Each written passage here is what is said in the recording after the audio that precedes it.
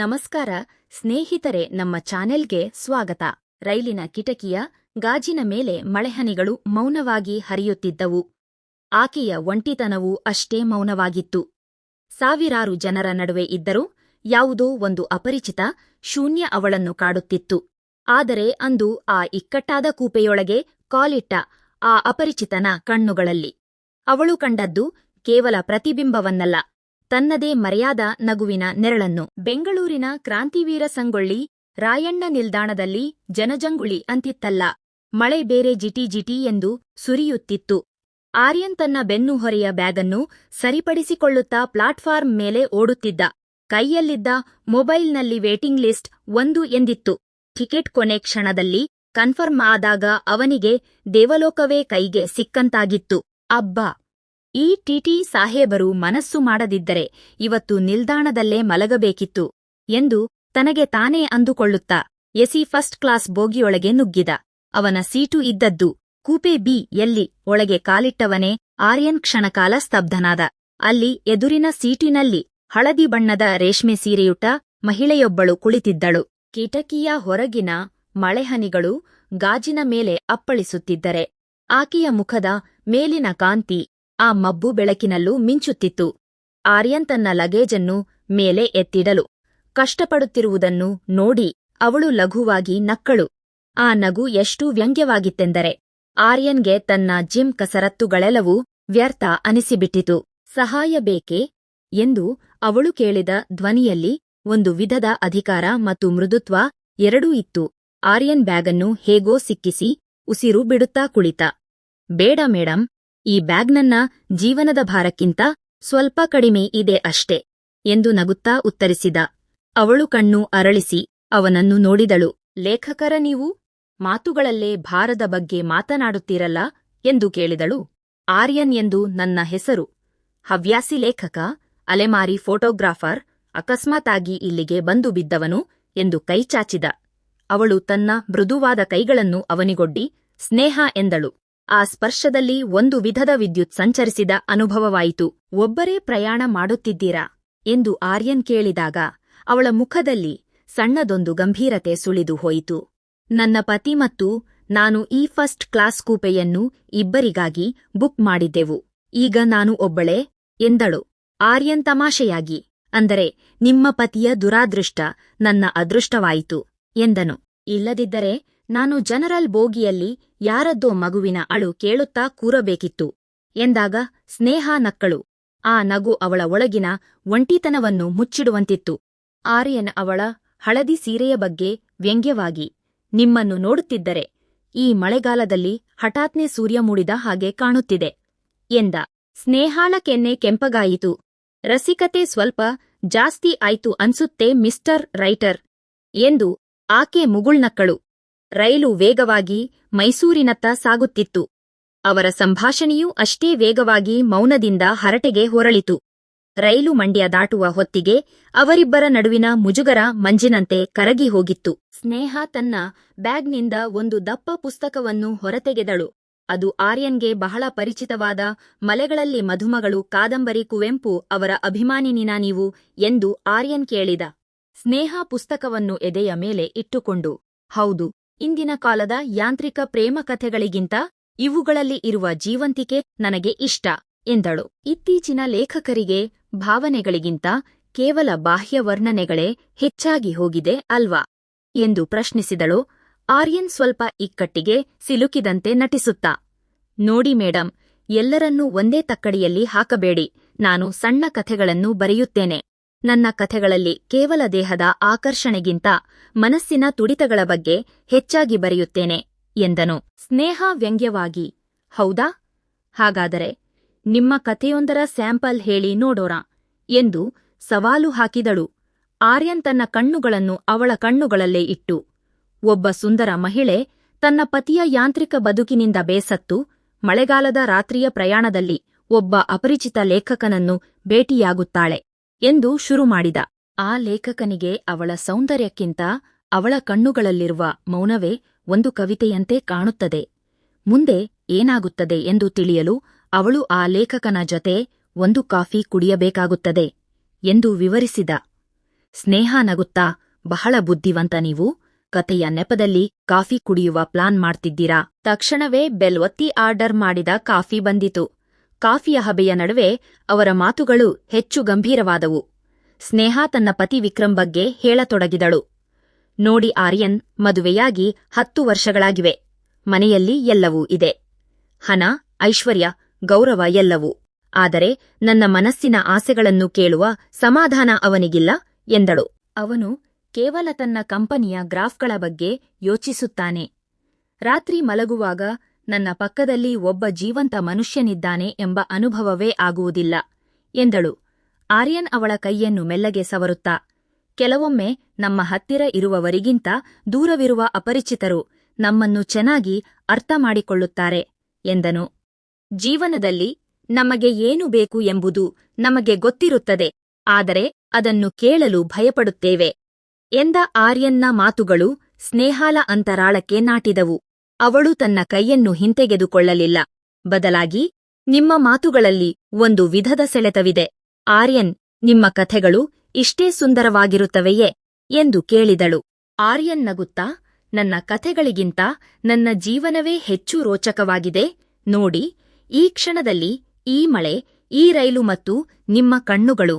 ಇದಕ್ಕಿಂತ ದೊಡ್ಡ ಸಸ್ಪೆನ್ಸ್ ಬೇರೆ ಯಾವುದಿದೆ ಎಂದ. ರೈಲು ಕಗ್ಗತ್ತಲ ಅಡವಿಯ ನಡುವೆ ನುಗ್ಗುತ್ತಿತ್ತು. ಒಳಗಿನ ಕೂಪೆಯಲ್ಲಿ ಕೇವಲ ಲೈಟ್ನ ಮಂದ ಬೆಳಕು ಮಾತ್ರ ಇತ್ತು. ಸ್ನೇಹಾಳ ಉಸಿರಾಟದ ವೇಗ ಸ್ವಲ್ಪ ಹೆಚ್ಚಾದಂತೆ ಆರ್ಯನ್ಗೆ ಭಾಸವಾಯಿತು. ಅವಳ ಮನಸ್ಸಿನಲ್ಲಿದ್ದ ಒಂಟಿತನದ ಕೋಟೆ ಆರ್ಯನ್ನ ಮಾತುಗಳ ಹೊಡೆತಕ್ಕೆ ನಡುಗುತ್ತಿತ್ತು. ತಮಾಷೆಯಾಗಿ ಶುರುವಾದ ಪಯಣ ಈಗ ಭಾವನೆಗಳ ತೀವ್ರತೆಗೆ ಹೊರಳುತ್ತಿತ್ತು. ರೈಲು ಮೈಸೂರು ನಿಲ್ದಾಣವನ್ನು ತಲುಪಿದಾಗ ಅವರ ಮಾತುಕತೆಗೆ ಒಂದು ಸಣ್ಣ ವಿರಾಮ ಬಿತ್ತು. ನಿಲ್ದಾಣದ ಗಡಿಬಿಡಿಯ ನಡುವೆ ಅವರ ಕೂಪೆಗೆ ಒಬ್ಬ ವಯಸ್ಸಾದ ಮಹಿಳೆ ಪ್ರವೇಶಿಸಿದರು. ಬಿಳಿ ಕೂದಲಿನ, ಕಣ್ಣಿನಲ್ಲಿ ತಿಳಿಯಾದ ನಗುವಿದ್ದ ಆಕೆಯ ಹೆಸರು ಸಾವಿತ್ರಮ್ಮ. ಅವರ ಕೈಯಲ್ಲಿದ್ದ ಹಳೆಯ ಕಾಲದ ಟ್ರಂಕ್ ಮತ್ತು ಕೈಚೀಲವನ್ನು ಎತ್ತಿಡಲು ಆರ್ಯನ್ ಮುಂದಾದ. ಏನಪ್ಪಾ ಮಗನೇ, ಈ ಹಳೆ ಟ್ರಂಕ್ ಎತ್ತೋಕೆ ನಿನ್ನ ಜಿಮ್ ಬಾಡಿ ಸಾಕಾ ಎಂದು ಸಾವಿತ್ರಮ್ಮ ಕೇಳಿದರು. ಅದಕ್ಕೆ ಸ್ನೇಹ ಜೋರಾಗಿ ನಕ್ಕಳು. ಆರ್ಯನ್ ಮುಖ ಸಣ್ಣದಾಯಿತು.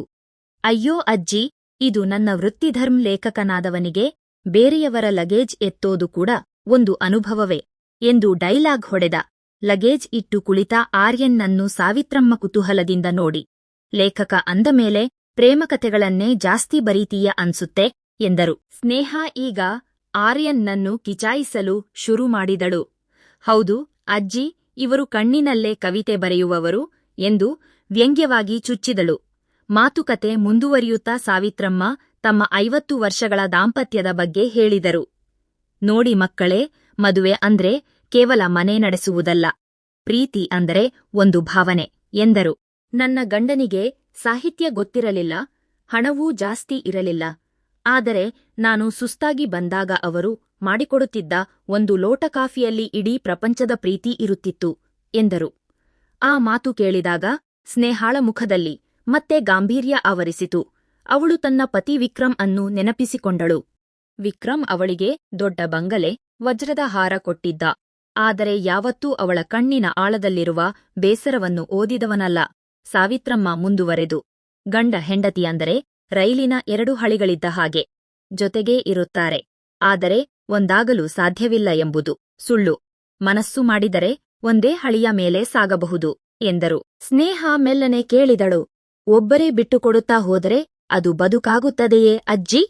ಸಾವಿತ್ರಮ್ಮ ನಗುತ್ತಾ, ಅದಕ್ಕೆ ನಾನು ಹೇಳಿದ್ದು ಪ್ರೀತಿ ಅಂದ್ರೆ ವ್ಯವಹಾರವಲ್ಲ ಎಂದರು. ಆರ್ಯನ್ ಈ ಮಾತುಗಳನ್ನು ತನ್ನ ಡೈರಿಯಲ್ಲಿ ಟಿಪ್ಪಣಿ ಮಾಡಿಕೊಳ್ಳುತ್ತಿದ್ದ. ರಾತ್ರಿ 11 ಅಸಮಯ. ರೈಲು ಈಗ ಕಾಡಿನ ಮಧ್ಯೆ ಸಾಗುತ್ತಿತ್ತು.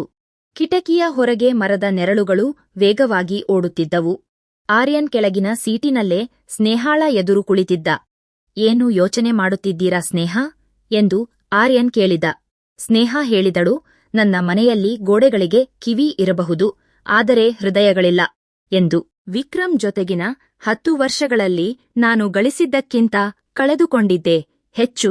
ನನ್ನ ಕನಸುಗಳು, ನನ್ನ ನಗು ಎಲ್ಲವೂ ಮರೆಯಾಗಿ ಹೋಗಿವೆ ಎಂದಳು. ಅವಳ ಧ್ವನಿಯಲ್ಲಿನ ನಡುಕ ಆರ್ಯನ್ನನ್ನು ಕದಲಿಸಿತು. ಅವನು ಅವಳ ಹತ್ತಿರ ಸರಿದು ಕುಳಿತು, ಜೀವನ ಅಂದರೆ ಕೇವಲ ಹೊಂದಾಣಿಕೆ ಅಲ್ಲ ಸ್ನೇಹ, ಕೆಲವೊಮ್ಮೆ ನಮಗಾಗಿ ಬದುಕಬೇಕಾಗುತ್ತದೆ ಎಂದನು. ಸ್ನೇಹ ಅವನ ಕಣ್ಣುಗಳನ್ನು ನೇರವಾಗಿ ನೋಡಿದಳು. ನನಗೆ ಯಾರು ಬೇಕು ಗೊತ್ತಾ ಆರ್ಯನ್? ನಾನು ಮಾತನಾಡದಿದ್ದಾಗಲೂ ನನ್ನ ಮೌನವನ್ನು ಕೇಳುವ ಒಬ್ಬ ಗೆಳೆಯ ಬೇಕು ಎಂದಳು. ಆರ್ಯನ್ ಮೆಲ್ಲಗೆ ಅವಳ ಕೈಗಳ ಮೇಲೆ ತನ್ನ ಕೈಯನ್ನಿಟ್ಟ. ಈ ಬಾರಿ ಅದು ಕೇವಲ ಒಂದು ಸ್ಪರ್ಶವಾಗಿರಲಿಲ್ಲ, ಅದೊಂದು ಭರವಸೆಯಾಗಿತ್ತು. ನಾನು ನಿಮ್ಮ ಜೀವನದಲ್ಲಿ ಕೇವಲ ಈ ಒಂದು ರಾತ್ರಿಯ ಪ್ರಯಾಣಿಕನಾಗಿ ಇರಲು ಬಯಸುವುದಿಲ್ಲ. ನಿಮ್ಮನ್ನು ನೀವಾಗಿ ಪ್ರೀತಿಸುವವರ ಮುಂದೆ ಮೌನವಾಗಿರುವುದೇ ಲೇಸು ಎಂದ ಆರ್ಯನ್. ಸ್ನೇಹ ತನ್ನ ತಲೆಯನ್ನು ಆರ್ಯನ್ನ ಭುಜದ ಮೇಲೆ ಮೆಲ್ಲಗೆ ಇರಿಸಿದಳು. ಆ ಕ್ಷಣದಲ್ಲಿ ಇಡೀ ಜಗತ್ತು ಸ್ತಬ್ಧವಾದಂತೆ ಅನಿಸಿತು. ಅಲ್ಲಿ ತೀವ್ರವಾದ ಭಾವನಾತ್ಮಕ ಸೆಳೆತವಿತ್ತು. ಬೆಳಗಿನ ಜಾವ 4:15 ಗಂಟೆ. ರೈಲು ಸಕಲೇಶ್ಪುರ ದಾಟಿ ಮಲೆನಾಡಿನ ಘಟ್ಟದ ಸಾಲಿನಲ್ಲಿ ಮಂದವಾಗಿ ಸಾಗುತ್ತಿತ್ತು. ಕಿಟಕಿಯ ಹೊರಗೆ ದಟ್ಟವಾದ ಮಂಜು ಕವಿದಿತ್ತು. ನೋಡಿ ಆರ್ಯನ್, ಮಂಜು ಎಷ್ಟು ಸುಂದರವಾಗಿದೆ ಅಲ್ವಾ? ಆದರೆ ಸೂರ್ಯ ಬಂದ ಮೇಲೆ ಇದು ಕರಗಿ ಹೋಗುತ್ತದೆ. ನಮ್ಮ ಈ ಪ್ರಯಾಣವು ಅಷ್ಟೇನಾ ಎಂದು ಸ್ನೇಹ ಕೇಳಿದಳು. ಆರ್ಯನ್ ಕಿಟಕಿಯ ಗಾಜಿನ ಮೇಲೆ ಬೆರಳಿನಿಂದ ಒಂದು ಚಿತ್ರ ಬಿಡಿಸುತ್ತಾ ಹೇಳಿದ, ಮಂಜು ಕರಗಬಹುದು ಸ್ನೇಹ, ಆದರೆ ಅದು ಭೂಮಿಗೆ ತಂಪು ನೀಡಿ ಹೋಗುತ್ತದೆ. ನೀವು ಮರಳಿ ಹೋದ ಮೇಲೆ ಹಳೆಯ ಸ್ನೇಹ ಆಗಿರಬೇಕೋ ಅಥವಾ ಹೊಸ ಸ್ನೇಹ ಆಗಬೇಕೋ ಎಂಬುದು ನಿಮ್ಮ ಕೈಯಲ್ಲಿದೆ ಎಂದನು. ಸಾವಿತ್ರಮ್ಮ ಎಚ್ಚರಗೊಂಡು ಅವರ ಮಾತಿಗೆ ಧ್ವನಿಗೂಡಿಸಿದರು. ಇವನು ಹೇಳುವುದು ಸರಿಯಿದೆ ಪುಟ್ಟಿ. ನಾವು ಯಾರನ್ನು ಮೆಚ್ಚಿಸಲು ನಮ್ಮ ನಗುವನ್ನು ಅಡ ಇಡಬಾರದು. ನಿನ್ನ ಗಂಡನನ್ನು ಪ್ರೀತಿಸುವುದು ಧರ್ಮಿ, ಆದರೆ ನಿನ್ನನ್ನು ನೀನು ಗೌರವಿಸಿಕೊಳ್ಳುವುದು ನಿನ್ನ ಹಕ್ಕು ಎಂದರು. ಸ್ನೇಹಾಳ ಮುಖದಲ್ಲಿ ಈಗ ಒಂದು ದೃಢತೆ ಇತ್ತು. ಖಂಡಿತ ಆರ್ಯನ್, ಈಗ ಆ ಮುಚ್ಚಿದ ಆಸೆಗಳ ಬೀಗವನ್ನು ತೆರೆಯುವ ಸಮಯ ಬಂದಿದೆ ಎಂದಳು. ರೈಲು ಸುಬ್ರಹ್ಮಣ್ಯ ರೋಡ್ ನಿಲ್ದಾಣಕ್ಕೆ ಬಂದು ನಿಂತಿತು. ಆರ್ಯನ್ ತನ್ನ ಬ್ಯಾಗ್ ಹೆಗಲಿಗೆರಿಸಿಕೊಂಡು ಸ್ನೇಹಾಳಿಗೆ ಸಹಾಯ ಮಾಡಿದ. ಪ್ಲಾಟ್ಫಾರ್ಮ್ ಮೇಲೆ ನಿಂತಾಗ ಅವರಿಬ್ಬರಿಗೂ ಏನು ಮಾತನಾಡಬೇಕೆಂದು ತೋಚಲಿಲ್ಲ. ಅಷ್ಟರಲ್ಲಿ ಆರ್ಯನ್ನ ಗೆಳೆಯ ಕಿರಣ್ ಆರ್ಯನ್ ಎಂದು ಕೂಗುತ್ತಾ ಓಡಿಬಂದ. ಕಿರಣ್ ಒಬ್ಬ ತಮಾಷೆಯ ಸ್ವಭಾವದ ಹುಡುಗ. ಏನೋ ಮಗನೇ, ಕಾದಂಬರಿ ನಾಯಕಿಯನ್ನು ಹುಡುಕಿಕೊಂಡು ಬಂದಿದ್ದೀಯಾ ಎಂದು ಕಿರಣ್ ಕಿಚಾಯಿಸಿದ. ಸ್ನೇಹ ಮುಗುಳ್ನಕ್ಕಳು. ಅಷ್ಟರಲ್ಲಿ ವಿಕ್ರಮ್ ಕಳುಹಿಸಿದ್ದ ಕಾರು ಬಂದು ನಿಂತಿತ್ತು. ಹೊರಡುವ ಮುನ್ನ ಸ್ನೇಹ ಆರ್ಯನ್ನ ಹತ್ತಿರ ಬಂದಳು. ಆರ್ಯನ್ ತನ್ನ ಬ್ಯಾಗ್ನಿಂದ ಒಂದು ಸಣ್ಣ ಡೈರಿಯನ್ನು ಹೊರತೆಗೆದು ಅವಳ ಕೈಗಿಟ್ಟ. ಅದರಲ್ಲಿ ಅವನ ನಂಬರ್ ಮತ್ತು ಅವಳಿಗಾಗಿ ಬರೆದ ಕವಿತೆ ಇತ್ತು. ಧನ್ಯವಾದಗಳು ಆರ್ಯನ್, ನೀವು ಕೇವಲ ಒಬ್ಬ ಲೇಖಕನಲ್ಲ, ಜೀವನದ ಶಿಲ್ಪಿ ಎಂದು ಭಾವನಾತ್ಮಕವಾಗಿ ಹೇಳಿ ಅವಳು ಕಾರು ಹತ್ತಿದಳು. ಕಾರು ಮಂಜಿನ ಹಾದಿಯಲ್ಲಿ ಮರೆಯಾಗುವವರೆಗೂ ಸ್ನೇಹ ಕಿಟಕಿಯಿಂದ ಅವನನ್ನೇ ನೋಡುತ್ತಿದ್ದಳು. ಕಿರಣ್ ಕೇಳಿದ, ಏನೋ ಮಗನೇ, ಕಥೆ ಸುಖಾಂತ್ಯವೋ ಅಥವಾ ವಿರಹವೋ ಎಂದು. ಇದು ಅಂತ್ಯವಲ್ಲ ಕಿರಣ್, ಇದೊಂದು ಹೊಸ ಆರಂಭ. ಅವಳು ತನ್ನ ಬದುಕನ್ನು ತಾನು ಕಂಡುಕೊಳ್ಳಲು ಹೊರಟಿದ್ದಾಳೆ ಎಂದು ಆರ್ಯನ್ ನಕ್ಕ. ಕೊಡಗಿನ ಹಸಿರು ಬೆಟ್ಟಗಳು ಅವರನ್ನು ಸ್ವಾಗತಿಸುತ್ತಿದ್ದವು. ಸ್ನೇಹ ಕಾರಿನಲ್ಲಿ ಕುಳಿತು ಆ ಕವಿತೆಯನ್ನು ಓದತೊಡಗಿದಳು. ಅವಳ ಮುಖದಲ್ಲಿ ಅದೆಂತಹದೋ ಒಂದು ನೆಮ್ಮದಿ ಮನೆ ಮಾಡಿತ್ತು. ಈ ಕಥೆಯಿಂದ ತಿಳಿದು ಬರುವುದೇನೆಂದರೆ, ಇಂದಿನ ಓಡಾಟದ ಬದುಕಿನಲ್ಲಿ ನಾವು ಎಷ್ಟೇ ಒಂಟಿತನ ಅನುಭವಿಸುತ್ತಿದ್ದರೂ ಪ್ರಯಾಣದ ಹಾದಿಯಲ್ಲಿ ಸಿಗುವ ಅಪರಿಚಿತರ ಮೇಲೆ ಅತಿಯಾದ ನಂಬಿಕೆ ಇಡುವುದು ಮತ್ತು ವೈಯಕ್ತಿಕ ವಿಚಾರಗಳನ್ನು ಹಂಚಿಕೊಳ್ಳುವುದು ಕ್ಷೇಮವಲ್ಲ. ಈ ಕಥೆಯಲ್ಲಿನ ಬಾಂಧವ್ಯ ಸುಂದರವಾಗಿ ಕಂಡರೂ ವಾಸ್ತವದಲ್ಲಿ ಎಲ್ಲರೂ ಆರ್ಯನ್ನಂತೆ ಸೌಜನ್ಯವಂತರಾಗಿರುವುದಿಲ್ಲ. ನಮ್ಮ ಭಾವನಾತ್ಮಕ ದೌರ್ಬಲ್ಯವನ್ನು ಯಾರಾದರೂ ತಮ್ಮ ಸ್ವಾರ್ಥಕ್ಕಾಗಿ ಬಳಸಿಕೊಳ್ಳುವ ಅಪಾಯವಿರುತ್ತದೆ. ಸಂಸಾರದಲ್ಲಿ ಸಮಸ್ಯೆಗಳಿದ್ದಾಗ ಸಂಗಾತಿಯೊಂದಿಗೆ ಮಾತನಾಡಿ ಬಗೆಹರಿಸಿಕೊಳ್ಳಬೇಕೇ ಹೊರತು ಪರರ ಸ್ನೇಹ ಬಯಸುವುದು ಅಪಾಯಕಾರಿಯಾಗಬಹುದು. ಭಾವನೆಗಳ ಸುಳಿಯಲ್ಲಿ ಸಿಲುಕುವ ಮೊದಲು ವಿವೇಚನೆಯಿಂದ ಯೋಚಿಸುವುದು ಮತ್ತು ನಮ್ಮ ಸುರಕ್ಷತೆಯ ಬಗ್ಗೆ ಜಾಗರೂಕರಾಗಿರುವುದು ಬಹಳ ಮುಖ್ಯ. ಈ ಕಥೆ ನಿಮಗೆ ಇಷ್ಟವಾಗಿದ್ದರೆ ದಯವಿಟ್ಟು ಲೈಕ್ ಮಾಡಿ, ಹೆಚ್ಚು ಶೇರ್ ಮಾಡಿ, ನಮ್ಮ ಚಾನೆಲ್ ಅನ್ನು ಸಬ್ಸ್ಕ್ರೈಬ್ ಮಾಡಿಕೊಳ್ಳಿ. ಮತ್ತೊಂದು ಇಂಟರೆಸ್ಟಿಂಗ್ ಕಥೆಯೊಂದಿಗೆ ಬರುತ್ತೇನೆ. ಧನ್ಯವಾದಗಳು.